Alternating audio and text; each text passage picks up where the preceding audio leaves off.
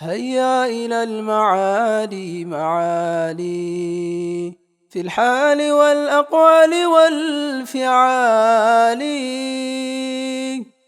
هيا إلى المعالي معالي. بسم الله الرحمن الرحيم. الحمد لله رب العالمين، والصلاة والسلام على أشرف الأنبياء والمرسلين، نبينا وحبيبنا وشفيعنا وقرة أعيننا محمد الأمين وعلى آله وأصحابه أجمعين. اللهم علمنا ما ينفعنا وانفعنا بما علمتنا وزدنا علما تنفعنا به يا رب العالمين. مرحبا. جلاء الأفهام بشرح عقيدة العوام كتابات جلاي سلا نبي عليه الصلاة والسلام يمنا قرون هي يمجرشون كتاب رافيا ينقنيالا. نسبه صلى الله عليه وسلم ومرضعاته የነቢዩን عليه الصلاة والسلام የዘር ሐረግ ነሰባቸውን እንዲሁም ደግሞ የእሳቸውን አጥቢዎች እዚህ ላይ ይጠቅሱልናል። ነቢዩ ሰለላሁ ዐለይሂ ወሰለም ልጅ ሆነው በልጅነት እሳቸውን ያጠቡትን ማለት ነው።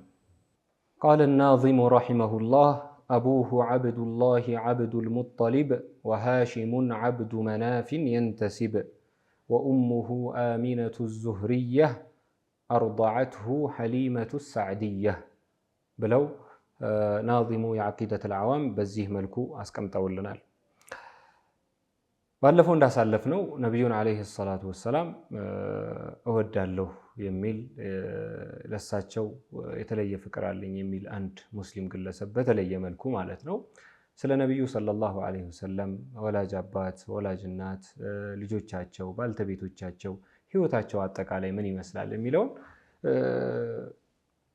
ማወቅ ይኖርበታል። ምክንያቱም ሐቂቃ ሙሐባ የሚለው ነገር ለዛ የሚገፋፋ ስለሆነ አንድን ሰው ስንወድ በዛ ሰው ብቻ አይገደብም ሙሐባው። ከዛ ሰው ጋር ተያያዥነት ያላቸውን አጠቃላይ ነገራቶች ስለሚያጠና እነዛን ስለሚመለከት ከዛ ሰው ጋር ተያያዥነት ያላቸውንም ደግሞ የቅርብ አካላቶች የበለጠ ስለሚወድ ማለት ነው። ሙሐባ መገለጫው በጣም ብዙ ነው። ለዚህ እዚህ ላይ መጀመሪያ ስለ ነሰባቸው፣ ስለ ዘር ሐረጋቸው፣ ስለ ነቢዩ ሰለላሁ ዐለይሂ ወሰለም መሰረቶች ያነሱልናል።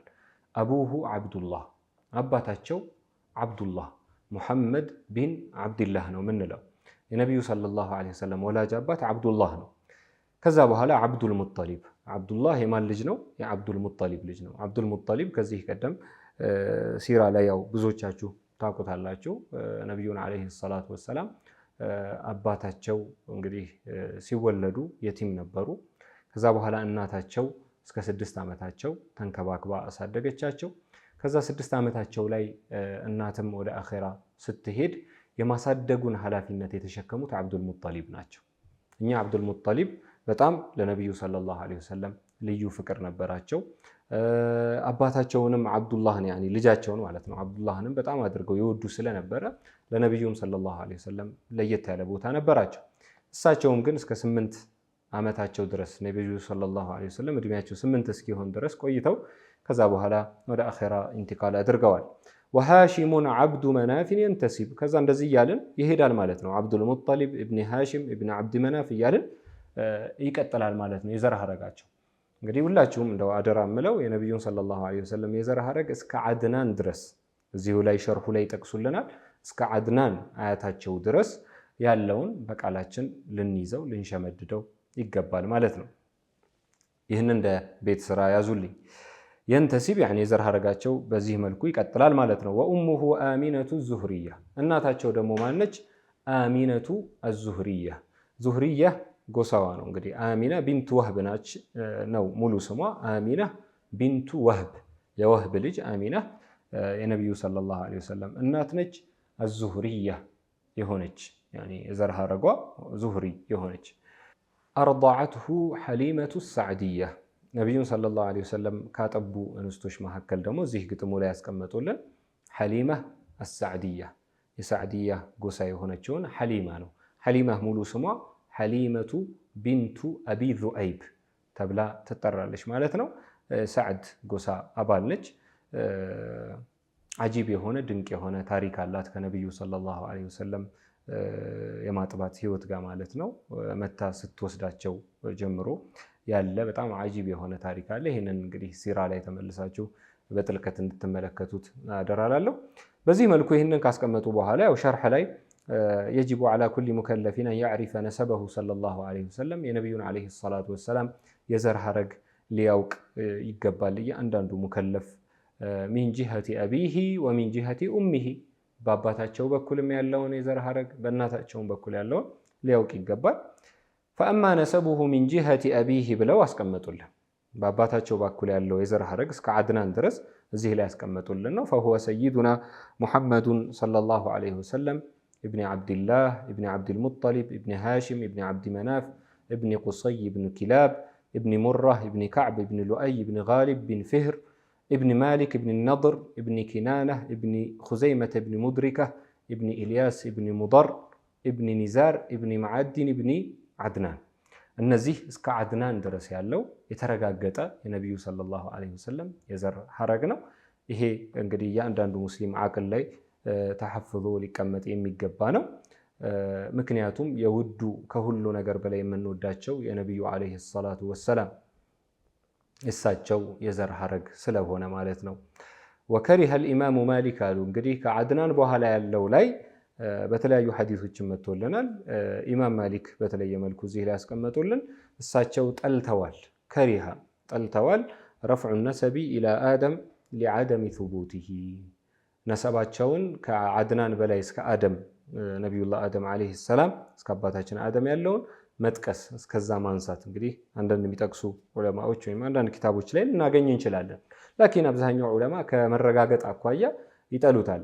እርግጥ የሆነው እስከምን ስለሆነ እስከ ዓድናን ስለሆነ ሊዓደሚ ሱቡቲሂ።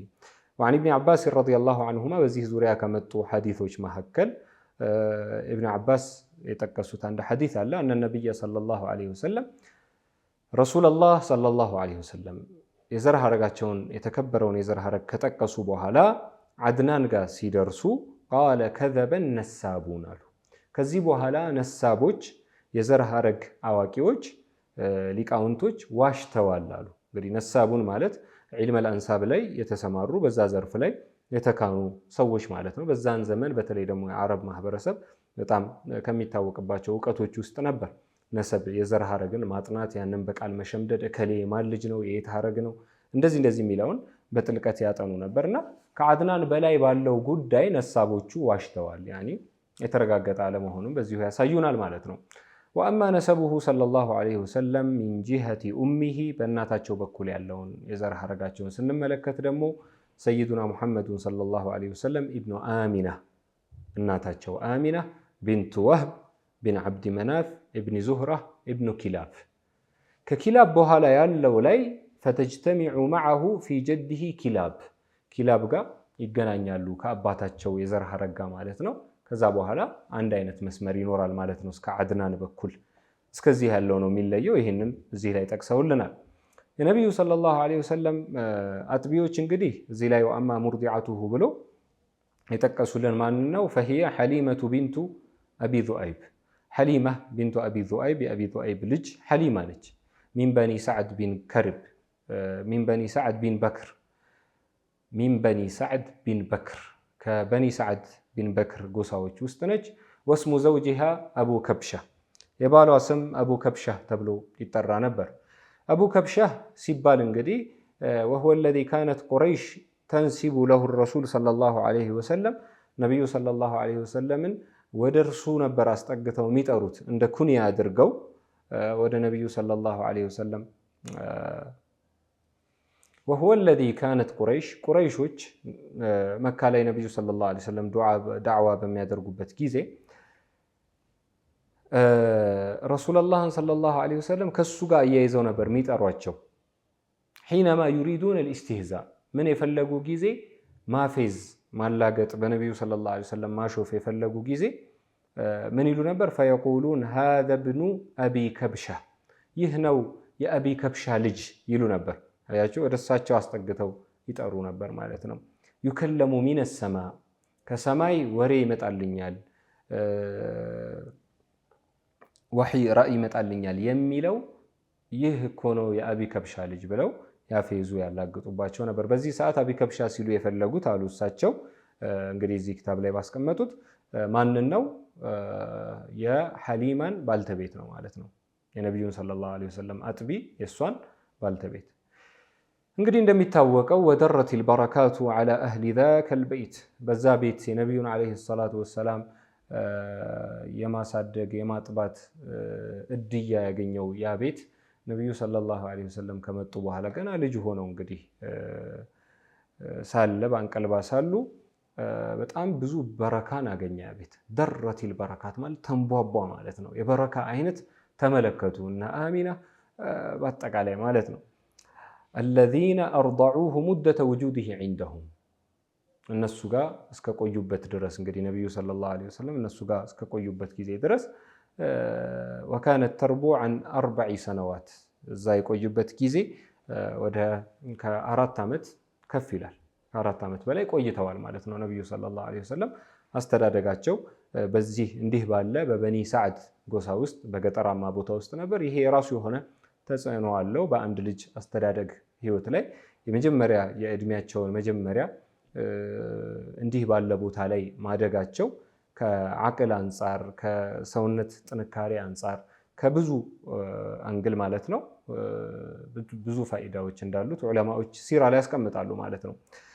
ወመናዚሉሁም ፈውቀ ጣኢፍ፣ እንግዲህ የበኒ ሰዕዶች መናዚል ማረፊያቸው ወይም ደግሞ ሰፈራቸው መንደራቸው ከጣኢፍ ከፍ ብሎ የሚገኝ ነው በማለት አስቀምጠዋል። ከሐሊማ ቢንት አቢ ዙአይብ ውጪ በተጨማሪ ነቢዩን ሰለላሁ ዐለይሂ ወሰለም ያጠቡ እነማን ናቸው? እንግዲህ የመጀመሪያው አጥቢ እናታቸው ነች። ከ3 እስከ 9 ባሉ ቀናቶች ከ3 እስከ 9 ዐላ ኺላፊን በይነል ዑለማ የሀሳብ ልዩነት ቢኖርም እስከ 9 ከ9 አያልፍም ብዙ ማለት ነው አጥብታለች እናታቸው። ከዛ በኋላ እንግዲህ ሐሊማ አጥብታለች። ከዛ በኋላ ደግሞ ሱወይበቱል አስለሚያ የነቢዩ ሰለላሁ ዐለይሂ ወሰለም አጥቢ። ስለዚህ ነቢዩ ሰለላሁ ዐለይሂ ወሰለም በ3 እንስቶች ጠብተዋል ማለት ነው። እንግዲህ ዋናዋ ሐሊመቱ አሳዕድያ ለረዥም ጊዜ ያጠባቻቸው ናቸው። እናትየው አሚነቱ ቢንቱ ወሀብ ወከዛሊከ ሱወይባ አልአስለሚያ። ሌላው እዚሁ ከነቢዩ ሰለላሁ ዐለይሂ ወሰለም ጋር ተያያዥነት ያለው መስአላ ልናቀው የሚገባ ማዕሉማ ምንድን ነው? መውሊዱሁ ሰለላሁ ዐለይሂ ወሰለም ወወፋቱሁ፣ የረሱለላህ ሰለላሁ ዐለይሂ ወሰለም ውልደታቸው እና ህልፈታቸው። ከዛ ጋር ተያያዥነት ያለው ደግሞ እኛ ልናቀው የሚገባ ነጥብ ምንድን ነው? ቃለ ናዚሙ ረሒመሁላህ፣ ገጣሚው ምን አሉ እዚህ ስንኛቸው ላይ መውሊዱሁ ቢመከተል አሚናህ ወፋቱሁ ቢጠይበተል መዲናህ፣ ውልደታቸው መከተል አሚና አማን የሆነችው ሰላም በሆነችው መካ ነው።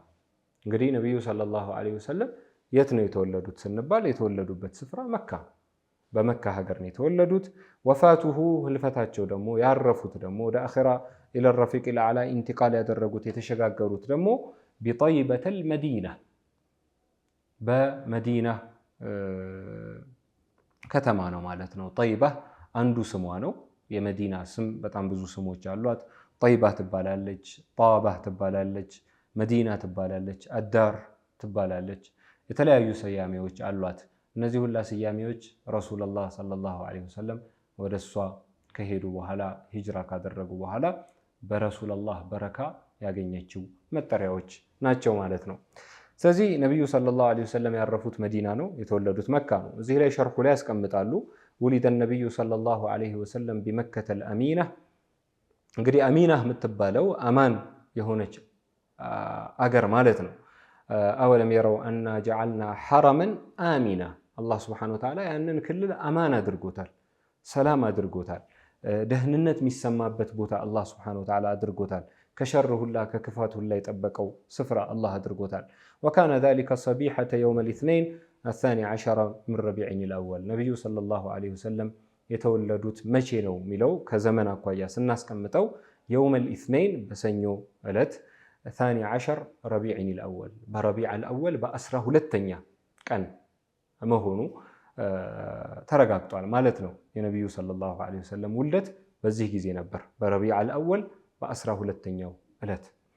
ህልፈታቸው ደግሞ አፍወን ከዛ በፊት ምን አለን? ወሁወ የዋፊቁ ዓመል ፊል፣ ከዓመል ፊል ጋር ይገናኛል።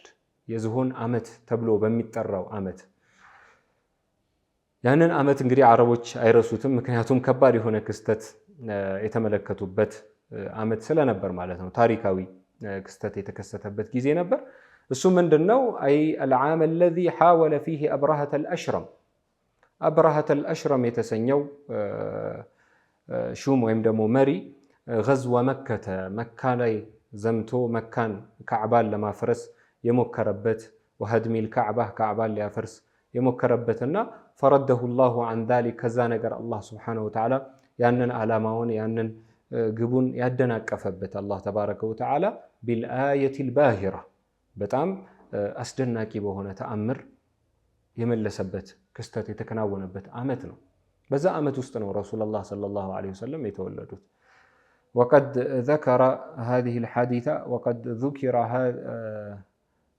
ذكر هذه الحادثة في سورة الفيل وقد ذكر هذه الحادثة ይህችን ክስተት አላህ Subhanahu Wa Ta'ala አስቀምጧታል። ለታሪክ እንድትቀመጥ አላህ ቁርአን ውስጥ ሱረة الفيل ብሎ ألم تر كيف فعل ربك بأصحاب الفيل በዝሆኖቹ ባልተቤቶች ላይ አላህ ያንተ ጌታ ምን እንደሰራ አልተመለከትክም? ምን ይላቸዋል ለነብዩ አለይሂ ሰላቱ ወሰላም።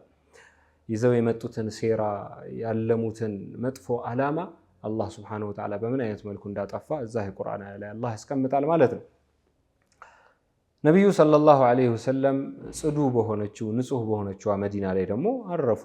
ያው ህልፈታቸው መካነ ذلك في يوم الاثنين ثاني عشر ربيع الأول በ12 በረቢዕ አልአወል ነው ነብዩ ሰለላሁ ዐለይሂ ወሰለም ወደ አኺራ የሄዱት የተሸጋገሩበትም እለት በረቢዕ አልአወል በ12 ነው። ይሄ ግን እንግዲህ ብዙሃን የሲራ ኪታቦች ላይ ብንመለከተው ሙሐቂቆቹ ግን ዑለማዎቹ በደንብ አጥንተው ያረጋገጡት ደግሞ ፈጽሞ በ12 በረቢዕ አልአወል 12 ሊሆን እንደማይችል ይህንን በደንብ ጠንካራ በሆኑ ማስረጃዎች አስቀምጠዋልና ይሄ ጥያቄ ምልክት ተደርጎ የሚታለፍበት ነው። የሐሳብ ልዩነት ያለበት ጉዳይ ስለሆነ ማለት ነው 12 ላይ ማረፋቸው ማለት ነው። ያ ዑለማዎቹ የሐሳብ ልዩነት አስቀምጠውበታል። ወዱፊነ ሰለላሁ ዐለይሂ ወሰለም የውመል አርቢዓ እንግዲህ በአርቢዓ ነብዩ ሰለላሁ ዐለይሂ ወሰለም ዕለተ ረቡዕ ተቀብረዋል ማለት ነው። ፊ ሑጅረቲ ዓኢሸተ ረዲየላሁ ዐንሃ ያ የተከበረ ጀሰዳቸው አካላቸው በሑጅረት ዓኢሻ በዓኢሻ ክፍል ውስጥ እንዲቀበሩ እዛ ተከናውኗል ማለት ነው። ንቡወቱሁ ሰለላሁ ዐለይሂ ወሰለም ወዑምሩሁ ነብይነታቸው እና ደግሞ እድሜያቸው የሚለውን ደግሞ ስናነሳ ቃለ ናዚሙ ረሒመሁላህ አተመ ቀብለል ወሕይ 40 የነቢዩ ዐለይሂ ሰላቱ ወሰላም እድሜ ሲጠና አንደኛው ቢዕሳ ያኒ ከመላካቸው በፊት ቃለ ናዚሙ ረሒመሁላህ አተመ ቀብለል ወሕይ 40 ወዑምሩሁ ቀድ ጃወዘ 60 ስለ ነቢዩ ዐለይሂ ሰላቱ ወሰላም እድሜ እንግዲህ ዑለማኡ ሲር የሲራ ዑለማዎች ሲያስቀምጡ ይከፋፍሉታል እርከኑን ማለት ነው ወይም ደግሞ ምዕራፉን ይከፋፍሉታል። ከ40 ዓመታቸው በፊት ያለውን ለብቻ የሚያጠኑበት ሁኔታ አለ። ምክንያቱም ያ ወሕይ መምጣት ሳይጀምር ሪሳላ መምጣት ሳይጀምር በፊት ነብዩ ሰለላሁ ዐለይሂ ወሰለም የነበራቸው ህይወት ምን ይመስል ነበር? ልጅነታቸው፣ ወጣትነታቸው፣ እዛ ውስጥ የትዳር ህይወታቸው አለ። ከማህበረሰቡ ጋር የነበራቸው ህይወት ምን ይመስላል? ስለዚህ አተመ ቀብለል ወሕይ ከወሕይ በስተፊት ሞልተዋል 40 ማለት ነው። ያኒ አሊፏ አሊፈል ኢጥላቅ ነች። ከዚህ በፊት እንግዲህ ደጋግመን እንዳነሳ ነው ማለት ነው 40 ዓመት ሞልቷቸው ነበር። ከዛ በኋላ ግን 40 ከሞላቸው በኋላ ደግሞ ወሕይ መምጣት ጀመረ። ዳዕዋ ማድረግ ጀመሩ። ከዛ የዳዕዋ ህይወታቸውን ደግሞ በሁለት ይከፍሉታል። አንደኛው ስርያና ጀህርያ ብለው በድብቅ ወይም ደግሞ በህቡ የሚያደርጓቸው የዳዕዋ ሂደቶች ነበሩ። የመጀመሪያው ወደ 3 ዓመታት ገደማ። ከዛ በኋላ ያለው ደግሞ ግልጽ ያወጡበት ፈስዳዕ ቢማ ቱእመር የምትታዘዘውን ወይም ደግሞ ተልእኮህን ይፋ አድርግ፣ ግልጽ አድርግ ብሎ አላህ ያዘዘበት ሁኔታ ነበር ማለት ነው። ወይም ደግሞ ዓህደል መኪና ዓህደል መደኒ ብለው ደግሞ የሚከፋፍሉ የሲራ ዑለማዎች አሉ ማለት ነው። የመካ ህይወታቸው ከዛ ደግሞ የመዲና ህይወታቸው ደግሞ ብሎ ያስቀምጣሉ። አጠቃላይ ግን ህይወታቸው ወዑምሩሁ ቀድ ጃወዘ 60 አልፏል። 60ን አልፏል። እድሜያቸው ደግሞ አጠቃላይ ህይወታቸው 60ን አልፏል። 63 ዓመት ነበር ነብዩ ሰለላሁ ዐለይሂ ወሰለም እዚህ ዱንያ ላይ የቆዩት ማለት ነው። ሸርሕ ሲያስቀምጡ ምን አሉ? ለማ ተመለሁ ሰለላሁ ዐለይሂ ወሰለም 40 ሰነ እድሜያቸው 40 ሲሞላ ጃአሁ ጅብሪል ዐለይሂ ሰላም ጅብሪል ዐለይሂ ሰላም አሚኑል ወሕይ አሩሕ ይህ ታላቅ መላኢካ ወሕይ ይዞ መለኮታዊ ራእይ ይዞ ከአላህ ዘንድ መልእክት ይዞ ወደ ነቢዩ ሰለላሁ ዐለይሂ ወሰለም መጣ። እድሜያቸው 40 ከሞላ በኋላ ማለት ነው። ወዛሊክ ይህ መጀመሪያ ሊቃ ያደረገበት ጅብሪል ዐለይሂ ሰላም ነቢዩ ሰለላሁ ዐለይሂ ወሰለም ጋር የመጣበትና የመጀመሪያዎቹን አናቅጾች ያወረደበት ዕለት መቼ ነበር? ወዛሊከ የውመል ኢትነይን በሰኞ ዕለት ነበር። እዚህ ላይ ከታች ህዳጉ ላይ እንደሚያስቀምጡልን عن أبي قتادة رضي الله عنه أن رسول الله صلى الله عليه وسلم نبي عليه الصلاة والسلام سئل عن يوم الاثنين سلا سنيو إلى تتأيقو سنيونا همسن يصومو نبر رسول الله صلى الله عليه وسلم لمن دنو سنيون يمتصوموت تبلو سلا سنيو سيتأيقو منالو فقال ذاك يوم ولدت فيه يا إلتنو أني يتولد كبتارو እኔ የተወለድኩበት ቀን ስለሆነ ነው ምጾመው አሉ ነብዩ ሰለላሁ ዐለይሂ ወሰለም። ከዛ አስከትለው ደግሞ ምን አሉ? አሁን ካለንበት ርዕስ ጋር ሻሂድ የሚሆነን ወየውሙን ቡዒስቱ ወይም ደግሞ አው ኡንዚለ ዐለየ ፊህ የተላኩበት ቡዒስቱ የተላኩበት ተልእኮ የተረከብኩበት አው ኡንዚለ ዐለየ ፊህ ወይ ደግሞ በእኔ ላይ የተወረደብኝ እንግዲህ ቁርአን መጀመሪያ የተወረደብኝ ዕለት ነው ብለው የተናገሩበት ሐዲስ ኢማም ሙስሊም የዘገቡት ሐዲስ አለ። ከዚህ አንፃር እንግዲህ የውመል ኢትነይን እሳቸው የተወለዱበት ዕለት ነው። ትላልቅ ክስተቶችን ያስተናገደ ዕለት ነው ማለት ነው። ኢትነይን 17 ረመዳን ከረመዳን 17 በረመዳን 17 للسنة الحادية والأربعين من ميلاده ከተወለዱ በ41ኛው ዓመት ውስጥ ማለት ነው። እንግዲህ 40 ሞልተው ወደ 41ኛው ውስጥ ገብተው ማለት ነው። ረሱላህ ሰለላሁ ዐለይሂ ወሰለም በረመዳን ወር በ17ኛው ቀን በሰኞ ዕለት ማለት ነው የመጀመሪያ ወህይ መጣ። በዛን ሰዓት እድሜያቸው 40 ይሆናል ማለት ነው። በጨረቃ አቆጣጠር ሰና ቀመሪያ ወ6 አሽሁር ወ8 አያም 40 ዓመታቸው ከ6 ወር ከ8 ቀን ይመጣል ማለት ነው። እዚህ ላይ በዚህ መልኩ ስሌቱን አስቀምጠውታል ማለት ነው። ወአወሉ ማ ነዘለ ዐለይሂ ሰለላሁ ዐለይሂ ወሰለም እንግዲህ ስለ ኑዙል አልቁርአን ስናወራ መጀመሪያ የወረደበት ዕለት ነው ካልን መጀመሪያ የወረዱ አናቅጾች ምንድናቸው የሚለውን እዚሁ እንደ ፋኢዳ አስቀምጠውልናል። ከቁርአን መጀመሪያ የወረዱ አናቅጾች ነብዩ ሰለላሁ ዐለይሂ ወሰለም ከጅብሪል ዐለይሂ ሰላም የተረከቧቸው አናቅጾች ምንድናቸው የትኞቹ ናቸው የሚለው ላይ እዚህ ላይ ምን አሉን? ኢቅራ ሱረቱል ዐለቅ ላይ የመጀመሪያዎቹ 5 አናቅጾች ናቸው። ኢቅራ بسم ربك الذي خلق خلق الإنسان من علق اقرأ وربك الأكرم الذي علم بالقلم علم الإنسان ما لم يعلم النزيه أنا قصوشني وردت كما صح ذلك عن عائشة رضي الله عنها كأمة عائشة هي تقينتوال وكذلك روي عن أبي موسى الأشعري وعبيد بن عمير كالنزيه الله صحابة وجه يتقيني مصر الجانو مالتنا. قال النووي رحمه الله إمام النووي رحمة الله تعالى عليه من إلالو وهو الصواب إلالو يا حساب لي جنتوش اندالو باتن بزيهو ما وك انشلالن لكو تككلنياو يهنوالو الذي عليه الجماهير من السلف والخلف بزوهان علماءوش كسلفوشم كقدمتوشم كخلفوشم ያሉበት አቋም ይሄ ነው አሉ። ያኒ የመጀመሪያ የወረዱት እነዚህ መሆናቸው እነዚህ 5 አናቅጾች መሆናቸው። ከዛ በኋላ ወመከተ ሰለላሁ ዐለይሂ ወሰለም بعد البعثة ከተላኩ በኋላ ይህንን ተልእኮ ከተረከቡ በኋላ መካ ላይ ለስንት ጊዜ ቆዩ? 13 ሰነ 13 ዓመታት ቆይተዋል። وأقام صلى الله عليه وسلم بالمدينة በመዲና ደግሞ ከዛ በኋላ ሂጅራ አድርገው ደግሞ ተሰደው ደግሞ ወደ መዲና ሄደው 10 ሰነዋት 10 ዓመታትን ቆይተዋል ማለት ነው። ስለዚህ የመዲና 10 አለ የመካ 13 አለ። አጠቃላይ የዳዕዋ ህይወታቸው 23 ዓመታት ይሆናል ማለት ነው። የመጀመሪያውን 40 ስንጨምርበት 63 ዓመታት ይሞላል ማለት ነው። ወተወፈየ ሰለላሁ ዐለይሂ ወሰለም ወደ አኺራ ኢንቲቃል አድርገዋል። ነቢዩ ሰለላሁ ዐለይሂ ወሰለም ወደ ቀጣዩ ዓለም ተሸጋገሩ። ወዑምሩሁ 63 ሰነ 63 ዓመታቸው ሞልቶ ማለት ነው። ቀመርየቲን ካሚላ ሙሉ የሆነ በጨረቃ አቆጣጠር ወከዛሊክ 3 ቀን ወ3 አያም እንግዲህ 63 ዓመት ከ3 ቀን ማለት ነው እዚህ ዱንያ ላይ የቆዩበት እድሜ ነው።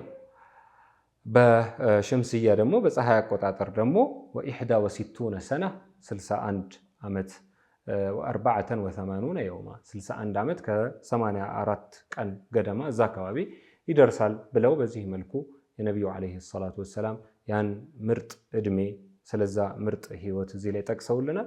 የነቢዩ ሰለላሁ ዐለይሂ ወሰለም ዑምር ስናነሳ ሙሉ ህይወታቸው የተወደደ የተከበረ አላህ ጋር ትልቅ ደረጃ ቦታ የነበረው መሆኑን የሚገልጽልን አንድ አያ ጠቆም ላድርጋችሁና የዛሬ ደርሳችን በዚሁ ልቋጨው። አላህ ጀለ ጀላሉሁ ቁርአን ላይ በተለያዩ ነገራቶች ይምላል። አላህ የማለባቸው ነገራቶች ግን እንደ ቀላል የሚታዩ አይደለም። አላህ ጋር ልቅና ያላቸው ክብር ያላቸው ለየት ያለ እይታን የሚሹ ትኩረትን የሚሹ ጉዳዮች ናቸው። ከነዛ ውስጥ ለዐምሩክ ኢነሁም ለፊ ሰክረቲሂም ያዕመሁን ይላል። አላህ ሱብሓነሁ ወተዓላ እነዚህ አንተን የሚቃወሙ የአንተን ተልእኮ ያልተቀበሉ ሰዎች በስካራቸው ውስጥ እየዋኙ ነው ብሎ ሲናገር ቀድሞ መሐላን አስቀደመ። ለዐምሩክ አለ፣ በእድሜህ እምላለሁ አለ። ስለዚህ አላህ የማለበት እድሜ ሙሉ እድሜ ነው ይላሉ የነቢዩ ሰለላሁ ዐለይሂ ወሰለም። እንግዲህ ዑምር ከተባለ ሰውየው ከተወለደበት አንስቶ እስከ ህልፈተ ህይወቱ ያለው ነው።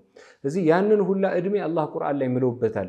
በየትኛውም ነብይ እድሜ አላህ ቁርአን ላይ አልማለም ኢላ ቢዑምሪ ረሱሊላሂ ሰለላሁ ዐለይሂ ወሰለም፣ በእኛ በውዱ ነቢይ በረሱልላህ ሰለላሁ ዐለይሂ ወሰለም እድሜ ቢሆን እንጂ። በዚህ መልኩ የነቢዩ ሰለላሁ ዐለይሂ ወሰለም እድሜያቸው፣ የዳዕዋ ህይወታቸው፣ የመካ ህይወታቸው፣ የመዲና ህይወታቸው የሚለውን በዚህ መልኩ አይተናል ማለት ነው። ኢንሻአላህ በቀጣይ ከሳቸው ጋር ተያያዥነት ያላቸውን ስለ ረሱልላህ ሰለላሁ ዐለይሂ ወሰለም ልጆቻቸው፣ ስለ ባልተቤቶቻቸው በቀጣይ ደርስ የምናይ ይሆናል። እስከዛው ድረስ ወሰላሙ ዐለይኩም ወረሕመቱላሂ ወበረካቱሁ።